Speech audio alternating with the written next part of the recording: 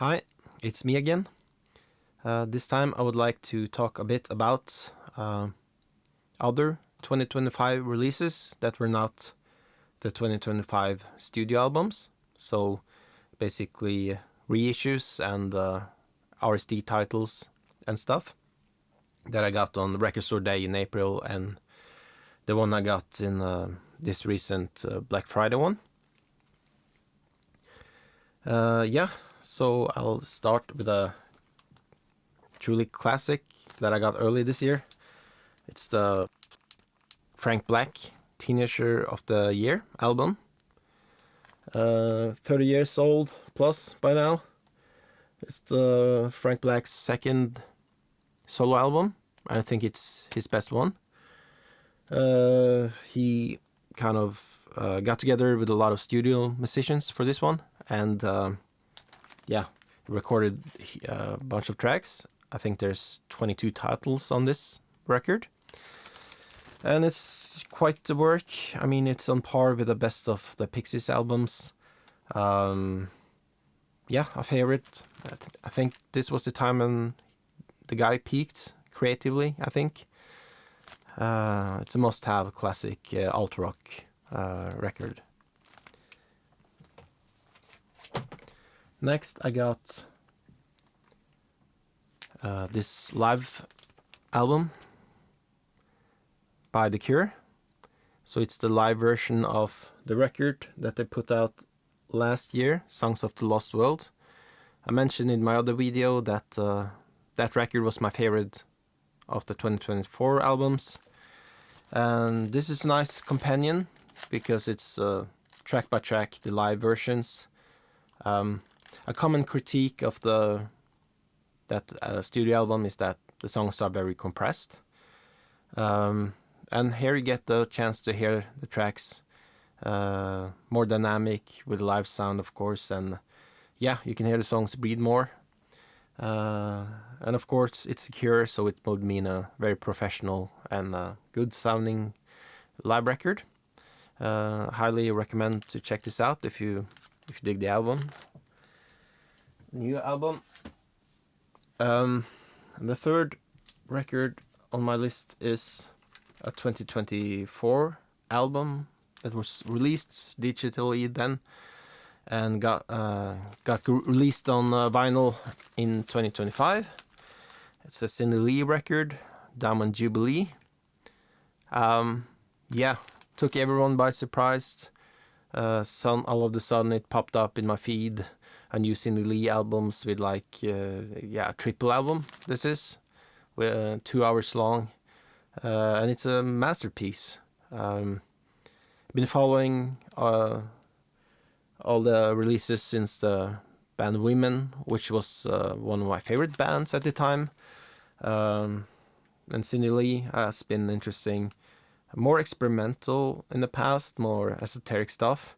And now with this, it kind of blew up, and Pitchfork gave them like a 9.1, and it became a huge deal.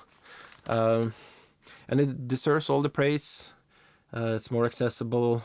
If you like guitar-based, nostalgic 60s, 50s, girly dream pop, Velvet Underground, fuzz guitars, it has quite a unique sound, I think. Nonetheless, worth checking out if you haven't already.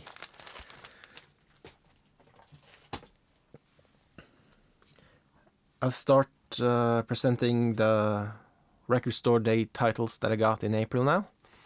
High on my list was an album that I queued up for at the record store in April, but I didn't expect to find it there because I haven't found the earlier Verlaine's releases at that particular store. So this one I got online after Record Store Day. It's Verlaine's Some Disenchanted Evening. So the last few years I've been very lucky because I've put out the Verlaine's, all the Verlaine's albums. So I had to have this. It's, a New Zealand 80s, the Dundee sound, early Flying Nun, and I think one of the most important bands of that, group. Jangly rock, they kind of sound, stripped down at times, but they can also be symphonic, and there's orchestral elements, which is very cool, when it blends in with a jangly rock, I think. On this record, a favorite song of mine would be the song Damn Shame. That's an excellent track. It's kind of a angry, bitter diss track, hate song of sorts. It builds in the end, and it's just glorious. I would highly recommend that one on this record. Oh. Yeah, next up, another must-have record store day title for me, because, as I mentioned, I think I collect everything Dinosaur Jr. Maskis related. And this is a live album. It's live in Santa Monica. Recorded in 93 originally, or 94, I think. A very loud, aggressive sounding live album, as you would expect. And to me, this is one of the better ones. Even if it's very raw and stuff, it's one to turn up loudly and enjoy. It's great sounding pressing, and well worth getting.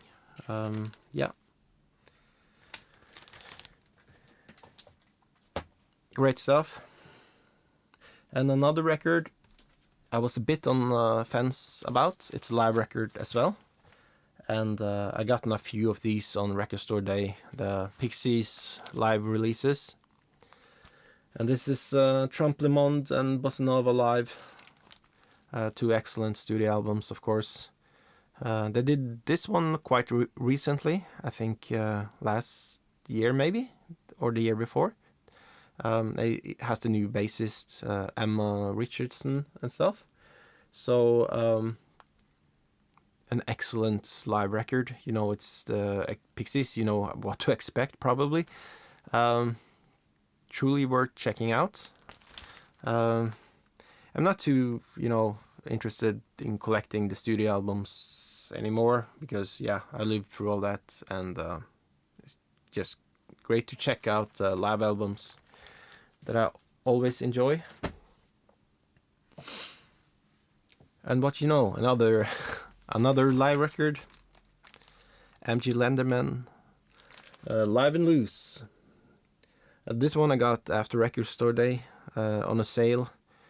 I was a bit on the fence on this one too, because, that it had been released. I had heard it digitally, and this was not a Record Store Day exclusive, or maybe this particular version.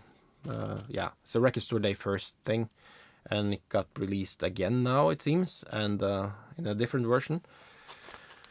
But it's a very cool live record. It sounds like the guys playing in your living room.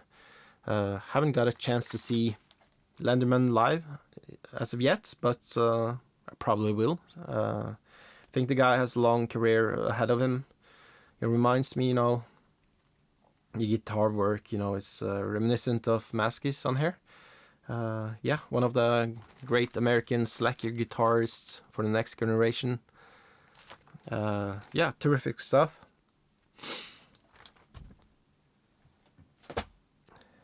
I'm done with the Record Store Day titles.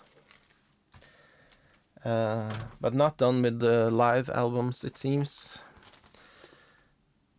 Or radio sessions. It's the television personalities. Tune in, turn out, drop out. Radio sessions from 1980 to 1993. I'm a huge fan of television personalities. I collect them. If you don't know them, this is classic post-punk stuff. British, very unique sounding stuff. They pioneered some movement, C86 generation of bands, and Alan McGee probably inspired him to create Creation Records with the do-it-yourself spirits and all that. Yeah, a very cool record to get as a TVP fan. You get the songs stripped down, of course, on radio sessions, and sometimes they even sound cleaner. Some of the early tracks, studio tracks, are distorted and lo-fi and stuff, and some of the later tracks are big in production with elements. So it's just nice to check out the stripped down versions. Yeah, this is not where you start with a band perhaps, but really truly for the fans. It's a nice grab this year. Another collectible item for me. I think I mentioned I'm a huge fan of Galaxy 500. So this is live in CBGB's in 88, sorry. So it's early in their career. It's they had only done one album by then, I think. Yeah, in 88. Yeah, so it's mostly songs from the first album. Soundboard recording. It sounds cool. Probably not my favorite live recording of Galaxy 500.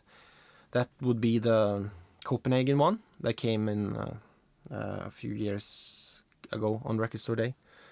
The Copenhagen one was done in 97. It's sounds a lot better, but I think Kramer also had his magic on this release. I didn't get the most exclusive version. I kind of slept on it, and but this is still cool. Like whitish. Oh, it's colored vinyl. And then more live records. I could have made a list of live records now, come to think of it, that I got last year, because there's been a lot. This is also CBGB's, it's J Mascis, his first acoustic show, as it says. So Dynasty Jr. songs mostly, a few covers. The great Greg Sage song is included on this one, and he was trying out acoustic shows. He hadn't started to write all the solo stuff under his own name. I think the performances are great. There's the track what's the name again? Not the Same. That's a quirky little track. I know there's divided opinions because he carries it with his falsetto all the way through. But on this record, I think it works better stripped down with an acoustic guitar, more naked and stuff. So without the studio production. And it's a really nice record to get. If you're a fan of Mascis, of course.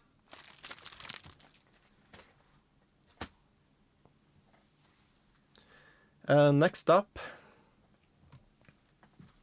is a classic studio album that made a huge impression on me when I got it. When I checked it out when it came out in 2005 or 6, I think. So it's Boris Pink. Terrific stuff. Heavy rock, sludgy, doomy, can be like post-rock sounding and atmospheric in times, but it's quite aggressive sounding. Not the most even thing, it's a mixed bag for sure, but it's very cool. I've listened to it quite a lot, and this one is the CD version, which should be the same as the streaming version. But I know there's another version, the deluxe version, and there's the old vinyl version that has maybe less. I think it's more refined and have longer cuts and other stuff, which I think is the one to get probably, but I couldn't get the deluxe one. So this is the one. I'm happy with it mostly. It's a very cool looking release. It's all pink, even the inner sleeves and stuff. But the one little complaint is that the last side is etched. It looks cool, but you know, there's no music on the etched side, so yeah. But anyway, it's a great record to revisit now, 20 years later, when I'm in the right mood. Yeah, it's awesome stuff. Intense.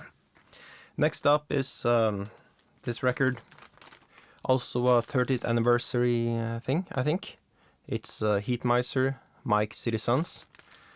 I would very much like to recommend the podcast I heard recently, Laugh of the Record, which interviews the remaining guys from this band, Portland band. Tells you the story about recording this. And of course, Heat Miser was the band that Elliott Smith was in before he ventured on his solo career. It's evident on this record, I think, that he's going in that direction, because I have this other Heat Miser album, which is more typical alt rock stuff. And yeah, you start to hear Elliott Smith sounding like his solo stuff, songs like See You Later and stuff, songs like that. A lot of cool Smith songs, but also Neil Gust have a great one on this one. Cruel Reminder, it's called. Yeah, it's a cool record to check out this year. I don't think they broke out of their local scene at the time. I don't think it was a success, but eventually Elliott Smith became a household name, and I think people know this record now.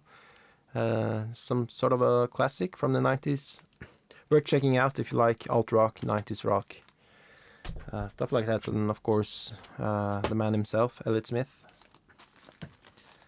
This next record I'm not talking about too much because we all know it.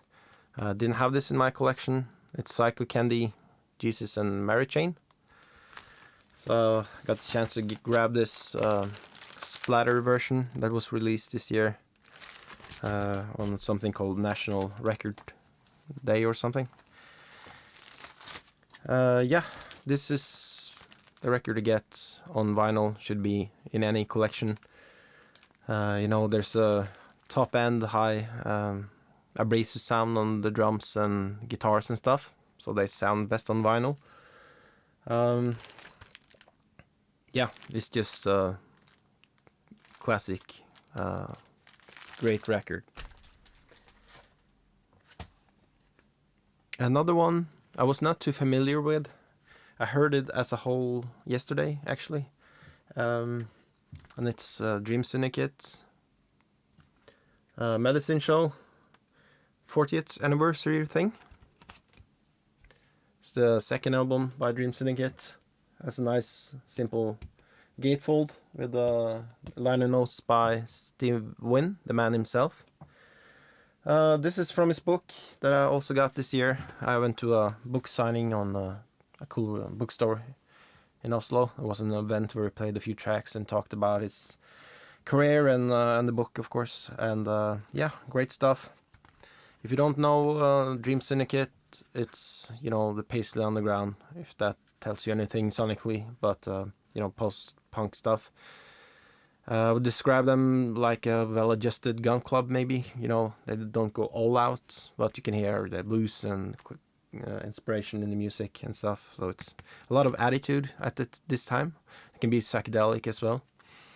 So I actually got into them around the reunion stuff, quite late, you know, 2016, 15. And highlight was the Universe Inside album. Very psychedelic stuff, on that one. Yeah, probably the second best Dream Syndicate album. The best known one is the Days of Wine and Roses, the debut. That has a song, That's What You Always Say. You know, it's a song I know not quite a while. post-punk anthem type of a song. Very cool. They're playing this album next year in Oslo. Yeah, probably will get to see them for the first time. The Dream Syndicate. Next up is the Record Store Day Black Friday release that I got. I was not too happy with the Black Friday list, but online there were some buzz about this record. Greg Vincent Smith, he later changed his name to Maitreya Kaylee. It's a double album, Apache and Inca. So this seemed like the one to get this year on Black Friday. So it's pressed only in 400 copies, so it's collectible, but still easy enough to get. So maybe it's not really pressed in 400 copies. There's something fishy about that sometimes with the Record Store Day releases. But it has been quite a rare thing, because the guy, he pressed it himself and gave it to his friends like Brian Wilson and Frank Zappa and stuff. So now it's available. Was not familiar with this guy, but heard some stories online and checked it out. So this is folksy, psychedelic, 60s, 70s. Sometimes, they remind you of the Beatles and stuff, and sometimes it's Dave Brigsby and those kind of psychedelic folk singers. Yeah, it was quite the release. It has 2 colored vinyls, a 7-inch, a great booklet that tells the guy's story, which is very fascinating. Pamphlets, and yeah, a great packaging as well. So the guy's story, maybe I won't get into all the details, but he had some early success with writing songs for the Monkees and stuff, and worked in television. Eventually, he changed his name, had a spiritual awakening. He wanted to travel the world. Had a very bad episode in Afghanistan where he was almost beaten to death and abused, and was a changed man. Developed schizophrenia, paranoid, mental health issues. Did a lot of LSD apparently, so yeah, and got more unraveled, and he had a tattoo with a spider in his third eye here, which was probably not a good look around the time when Charles Manson was roaming about. So he started, he went to jail and because he attacked his mother or something, and then died in 2012, I think, alone, homeless. Quite a tragic story, but it's a very, it's outsider art, but it was a cheap release, and but I think it's a cool thing to collect, and just on the merits of the music alone, yeah, an interesting thing to pick up on Record Store Day. So the last one I'm not talking about because I haven't opened it yet, but it's the Replacements, the deluxe version that came this year of Let It Be. So 3 vinyls, a lot of outtakes and stuff, and I will dig into it this holiday. Yeah, probably the most exciting thing on my list. Maybe I'll mention it on a later video. So that's it. If you want to see me do more of these, please subscribe. Yeah, take care.